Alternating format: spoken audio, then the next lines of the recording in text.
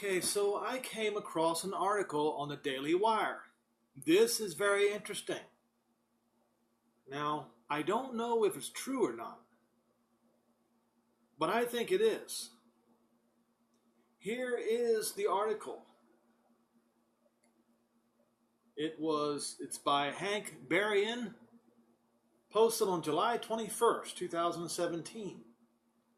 The title is, After 2,000 Years, Something Unbelievable Happened in Jerusalem.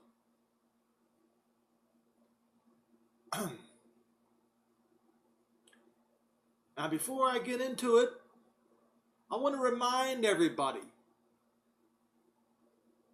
I'm not trying to toot my own horn, but I want to remind everybody that I have been saying that the 77s of Daniel 9 are finished. And as it is written in Daniel 9,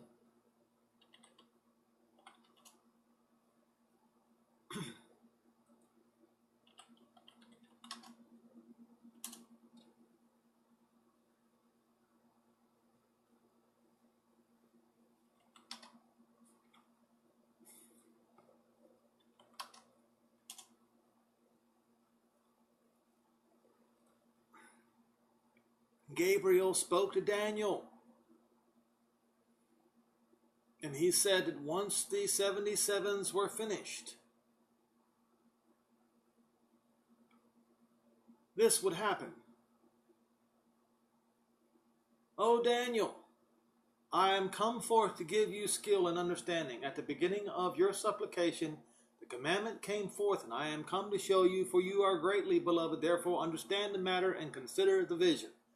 70 weeks or 77s are determined upon your people and upon your holy city to finish the transgression and to make an end of sins, to make reconciliation for iniquity, and to bring in everlasting righteousness, and to seal up the vision and prophecy, and to anoint or reappoint the most holy place.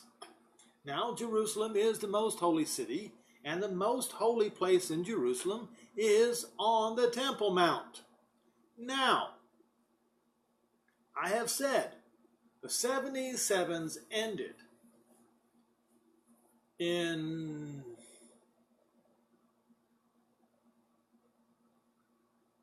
two thousand 2016, Shavuot 2016.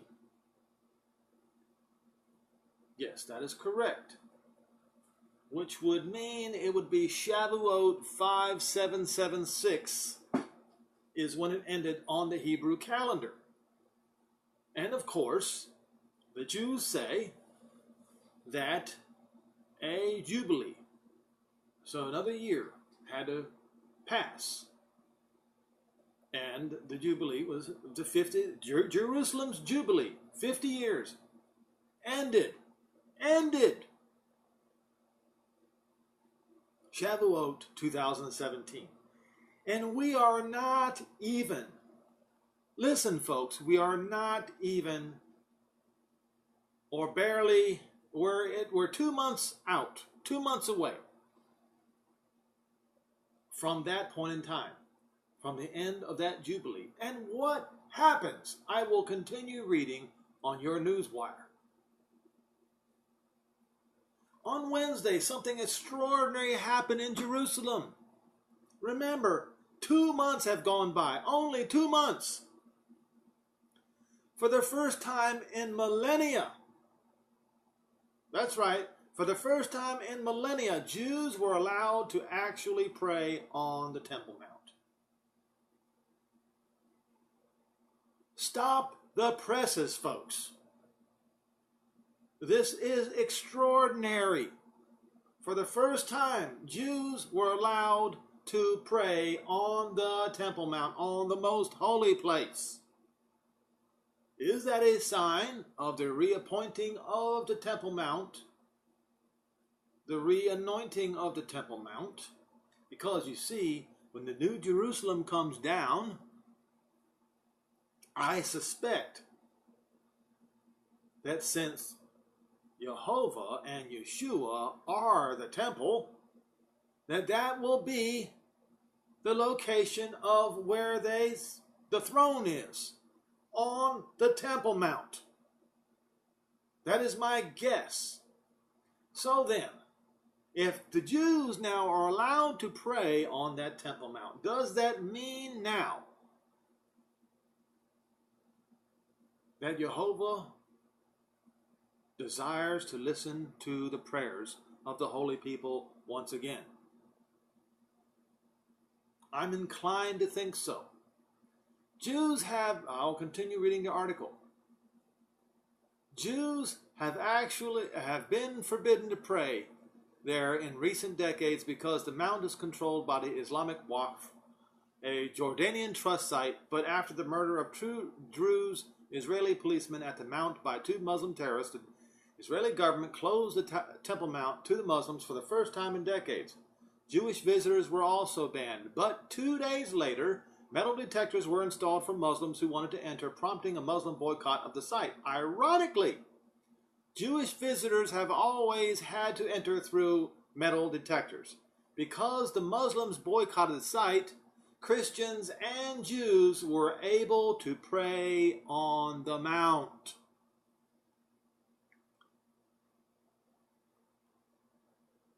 Apparently, this is a first. You see, because when Jews did pray on the mount, they were always arrested. But now they were allowed to, even for just a moment. For the first time, apparently, in millennia. Knesset member Yehuda Glick, who believes Jews and Christians should be allowed to pray on the mount as well as Muslims, told Breaking Israel News, this was an enormous game changer. Everything is part of the Geula redemption process, but the things that happen on the Temple Mount are especially so. Redemption process? Does that ring a bell, folks? Those of you who were telling me to stop reading Daniel 9, that I'm crazy? Who's the crazy one now?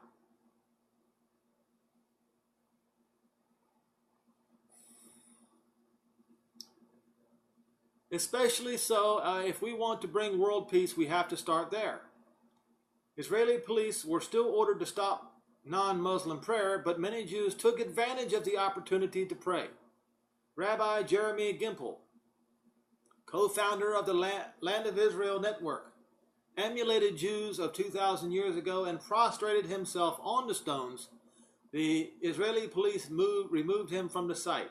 He told Breaking Israel News, bowing down on the stones is a Torah commandment, precisely like in temple times, and in a way we weren't able to do when the Waqf guards are here. I couldn't resist. I felt like every prayer, every mitzvah done at the Temple Mount opened the door to, what does that word mean? Redemption.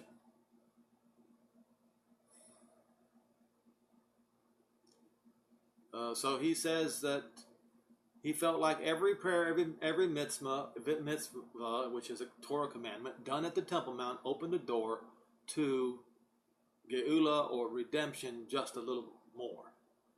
On Tuesday, Avi Dichter, chairman of the Knesset Foreign Affairs and Defense Committee, former head of the Israel Security Agency, Shin Bet, proclaimed Israel is the sovereign on the Temple Mount, period.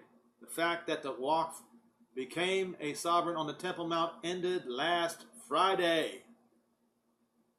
This is the chairman of the Shin Bet proclaimed this. Jane Keel, a Christian advocate whose videos show Muslim visitors desecrating the site with barbecues, soccer games, piles of garbage, and even urinating on the site, echoed, "It was a total experience of awe. This is the way this holy place is supposed to be. I didn't feel any fear or hatred or anger. For the first time, I felt what a house of prayer was really like." She added, "This is not just a Jewish battle," and I quote her, "I am a Christian trying to wake up Christians to act. They should be outraged." You see any Christians outraged, folks? This is precisely my point. about Christianity today. They should be outraged. They should make the Temple Mount their first stop when they come to Israel. This is really a battle over whether or not the Bible is true.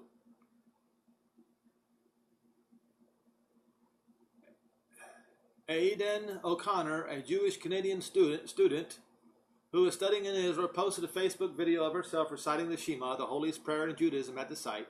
That video has amassed over 40,000 views. She asserted, "This is my homeland and no one can stop me from praying at my holiest site. I want everyone to be able to pray here peacefully. The only way to ensure that all holy sites, Jewish, Christian, and Muslim, remain open to all people is to have them under Israeli sovereignty, and that is the truth." The Waqf objects to metal detectors. It can't be any clearer that they want the Temple Mount to be a battlefield, not a place of prayer.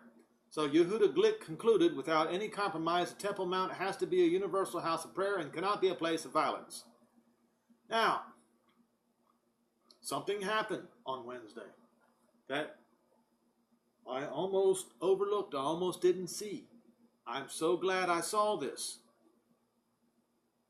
I think it is one more sign, one more step toward redemption of Israel, just like they do. I agree, 100%. So this is good news. I'm encouraged by this, and I know there's going to be much more difficulty ahead, but this tells me that we are that much closer to redemption between Israel and Jehovah Almighty.